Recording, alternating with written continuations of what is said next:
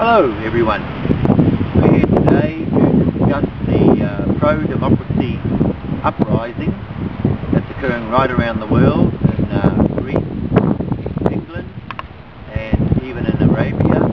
People starting to stand up for their rights and challenge the governments of those nations on the fact that they're taking all these services away, and how that affects not only the world but also New Zealand with our own need for direct democracy, our own constitution, and both Maori and non-Maori sailing in the same waka.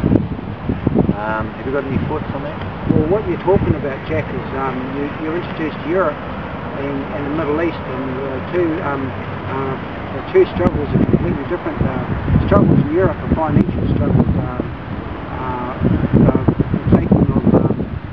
monetary opportunities from the people, from the public in Europe, and over in the Middle East, it's pure direct democracy struggle that America there's been some revelations from America, from the US, about from Hillary Clinton, and she's saying she's attacking the human rights records of China, and she basically said one of the biggest statements concerning the whole democratic purge of recent times is that China is missing out on history. They can't stop history. They can't stop what's happening in the world historically. And I thought that was a bit strange. China itself is very concerned about the struggle. A lot of academics, a lot of professionals in China are trying to raise the struggle themselves, and it hasn't happened for some reason. They can't get it going, and China seems to be, the party seems to be very strong in suppressing the struggle in China. Well, they've always been like that since the Tiananmen Square uprising, and they seem to be functioning in the communist dictatorship mode. Well, it was a long time ago, and I have a feeling, and this is, and I hope it's not true, but I have a feeling that the Tiananmen Square massacre is still a looming shadow over the Chinese people, and it's taken the wind away from themselves a bit, and but there's a real consensus in China for change, and they just can't get it off the ground at the moment. Of course, China's challenging the world currently on the value of the dollar, and they reckon that they'll take over the currency in the next 10 to 20 Yeah, right. years. America is looking like it's going to lose being the reserve currency of the world. The dollar is crashing. There's no way that America is going to be able to do anything whatsoever about its debt that it will take. Yeah. It's just impossible, the debt situation. And on top of that, they're still fighting more wars, and they want to go in Libya with ground troops, which they can't afford. It's just ludicrous. Yeah, well, I mean, I believe that there's powers behind that with the one world government who are controlling the banks through the Rothschilds, and they control the economies around the world. So basically you're talking about a top-down situation where the whole of the economy was shut down. They control the human rights factor and everything else, and so it's making it increasingly hard, even with us here in this country. You're looking at corporates or the Chinese coming here to buy land down the South Island. They want to take over the crayfish farms, of course, and that's a lot of land. Those farms are all over the country, and the government has just changed legislation to help Chinese come in with the immigration laws. Immigration laws have been changed recently, and what you know, I'd far prefer a lot more Japanese in the country. Japanese are democratic. Yeah. They're capitalists. They're very creative people. I mean, that's where we got Pac-Man and Sonia and the earphones from, the music, you know, we got it all from Japan. They're geniuses. The Chinese aren't. They're not creative at all. All they are is political.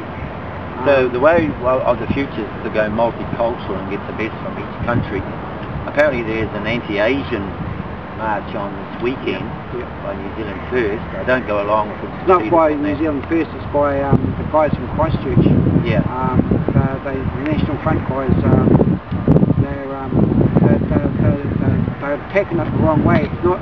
I don't want to see anti-Asian influence. No. I want to see something about the Chinese, recognising China, the Chinese. Right. That's what Hillary Clinton is saying. It's not Asia, it's the Chinese. Right. And I'm for a united constitution. I mean, just currently we've got Honi Hara, where he started his own mana party, and they're kind of extremist in a lot of views. They don't accept that we're equal in our own country, and we basically need a waka to unite both Maori and non-Maori, so we can be united on the basis of the constitution and go ahead together as one people. Well, I'd be surprised if Māoridom supported anything against the Crown, because republicanism is going to take away royalty. But once royalty goes, there won't be any treaty. The treaty was signed with the Crown. But I've been watching something currently on TV exposing the September 11th hoax, and it's basically saying that the Vatican plus London, the Bank of London behind the Queen, and Washington actually control the world banks and everything. So the Queen and the rise of democracy throughout the world and republicanism is getting stronger from the people, because the people are starting to realise that the corporates and monarchy are in bed together, and basically we have to go the whole hog. Well, we can't just go part of the way and have a constitutional monarchy. We need to have our own identity, our own constitution with direct democracy and our own centronomics, where we control our own destiny. Well, the reality is that the government is supporting the Chinese, especially with our trade deals that we've just signed. Most of those trade deals that we've signed are with communist nations. Winston Peters himself, for New Zealand First, he went over to North Korea. How did he get to North Korea? I don't know anyone. That's because communists feel that they can get into this country.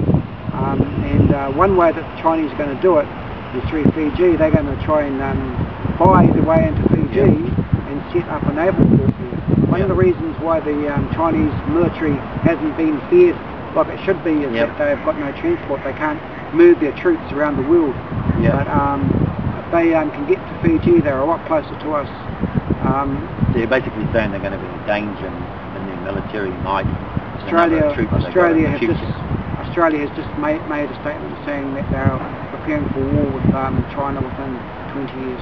Right. So where does that leave us as a nation? Where do we go from here in terms of multiculturalism? Obviously, we're going to have to make our ties stronger with Australia. We're going to have to come up. We're with ANZUS. We're back in ANZUS again anyway. That's the best thing for us to happen in a long time. Right. Nuclear ships should be back in here.